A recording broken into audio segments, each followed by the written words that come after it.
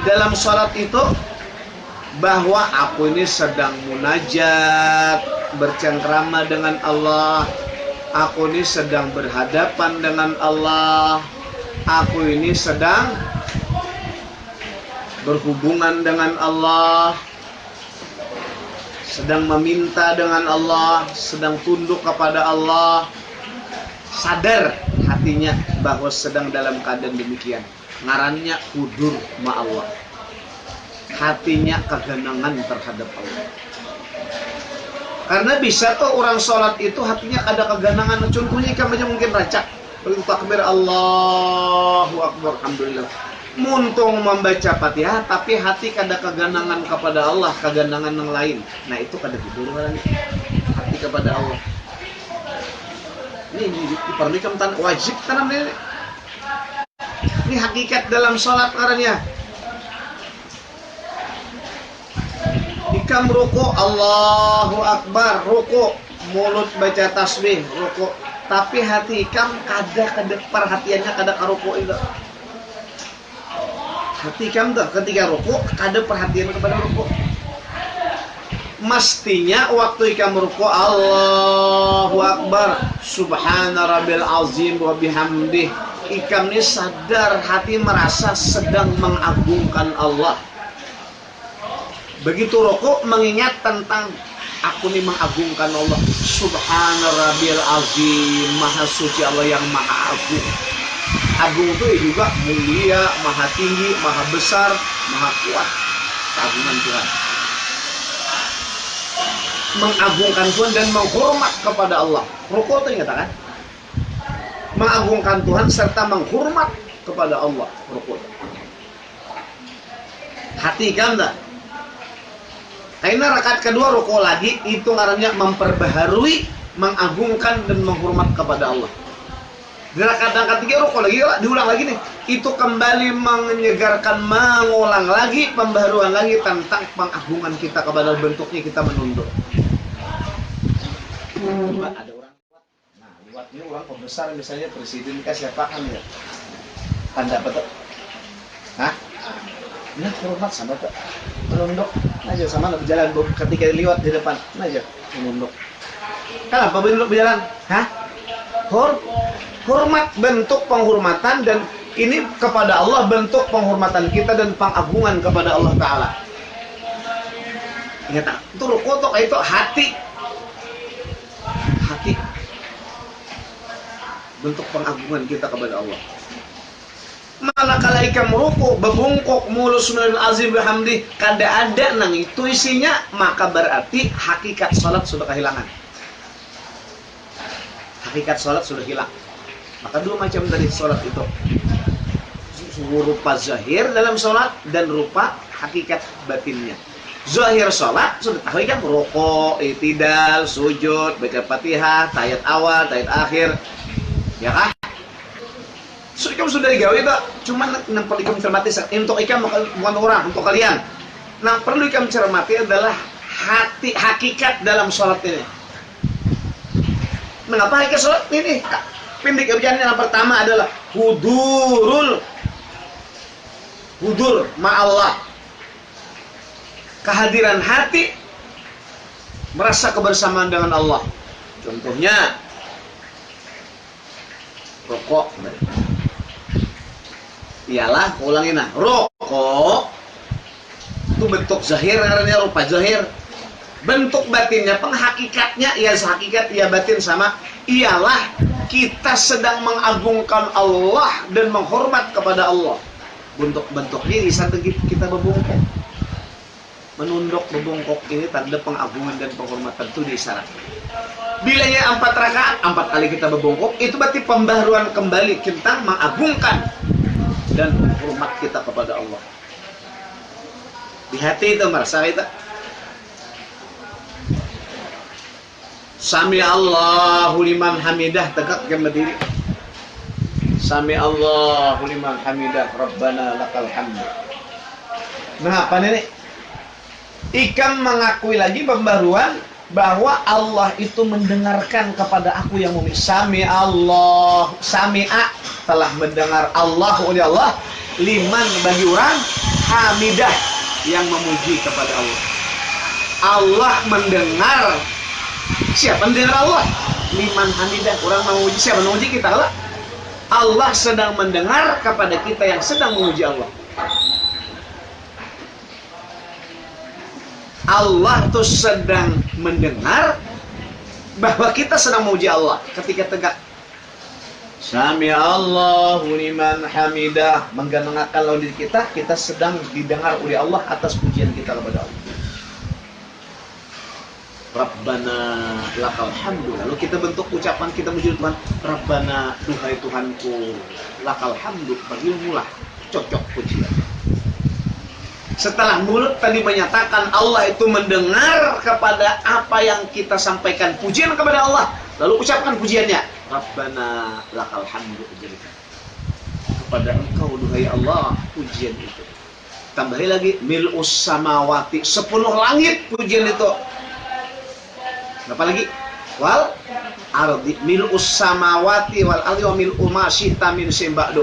10 bumi dan selebihnya daripada sekalian yang demikian itu pujian.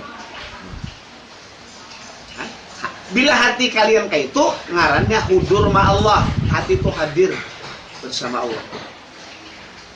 Bila kada ada itu, berarti kada ada hudur, itu hakikat hilang berarti. Maka tadi bila kada ada hakikat dalam sholat, zahir dalam sholat, maka sholat itu kada diterima. Jadi kalau kita perhatikan banyak kada diterima sembahyang. Itulah karena kada perhatian, sembahyang asal-asalan saja. Sembahyang asal-asalan saja.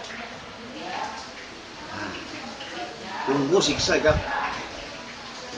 Kaliwat pedih siksa Tuhan itu dalam sembahyang. Turun sujud pulang dengan diiringi membesarkan Tuhan. Diiringi Allah kan Akbar, membesarkan Tuhan, muntong gila. Hati kita menganggap semuanya kecil. Nah, kan ada papanya, semuanya kecil. Yang besar hanya Allah. Semuanya kecil, kan ada papanya. Nah, sampailah dahi mantok ke lantai atau sejadah. Maka itu hati kita tetap hudur sama Allah. Apa yuk? Kita membaca Subhan Rabbil A'la wa bihamdi, menyatakan diri kita hina dengan isyarat dahi nang kita hormati, kepala nang kita sayangi, sama rendahnya lawan batis kita hinakan diri kita memang hina. Akbar. Lalu menyampaikan Tuhan dah kita nyatakan yang maha tinggi.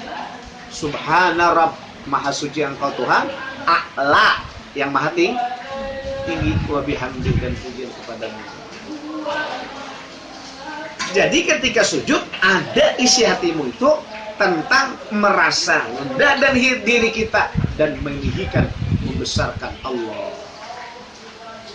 Makanya lambat sembahyang itu Allah, supaya merasapi tentang mengagungkan Allah, membesarkan Allah, menghormat Allah ketika rukuk, ketika itidal menyatakan Allah itu mendengar pujian kita sampaikan pujian, dan ketika sujud pun pelan Allahu Akbar, supaya merasakan ke dalam hati tentang diri kita hina, yang tinggi dan mulia hanya Allah. Itu di hati kamu. Tapi ketika sembahyang Allahu Akbar, awalah merasapi, membuat yang hudur Allah, ada awak karena kalajuan, sentilannya kalajuan.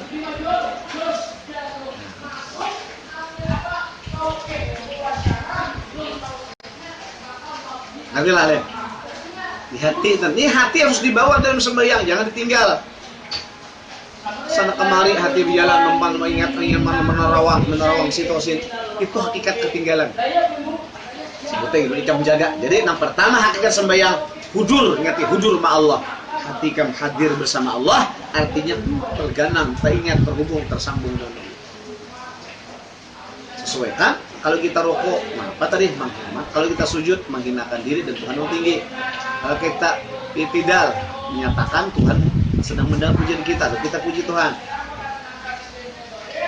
Kalau kita duduk bentar dulu sujud, Bang. Kalau kita duduk sujud, terhubung dengan Tuhan nih. Kita sedang meminta sesuatu 8 macam. Rabbi firli minta ampunan, warhamni minta rahmat, wajuburni minta tutupi kekurangan, keperluan tutupi, dicukupi, warfa'ni minta angkat derajat,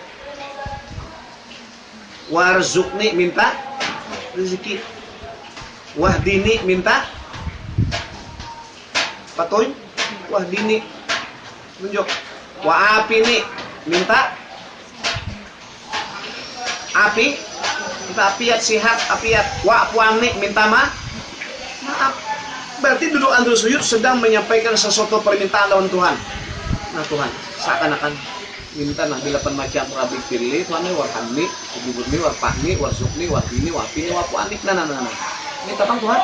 Nah, gitu Tuhan. Seakan tuh kayak Tuhan beri. Nah, maka bila merasa demikian, itu namanya hudur ma Allah. Kadang Rabbi firli warhamni, wajuburni, warfa'ni, warzukni, Allahu Akbar. Kadang kayak itu hatinya kosong. Nah, itulah layangannya sembahyang. Jadi bujur tunggal guntingan minta Tuhan Rabbi firli warhamni. Di hati kan ada tak minta ampun apa? Warhamni, wajuburni, warfa'ni, warzukni, wahdini, wa'afini, wa'fu'anni. Kamu catat situ hakikat sembahyang yang pertama hudur dulu. Nah kedua, kenapa ya hakikat sembahyang? Nah kedua ikhlasun niyati. Ikhlas niatnya dalam sembahyang. Nah kayak apa ikhlas niat dalam sembahyang? Ikhlas karena Allah semata. Ada campuran itu semata atau kata-katanya karena Allah semata.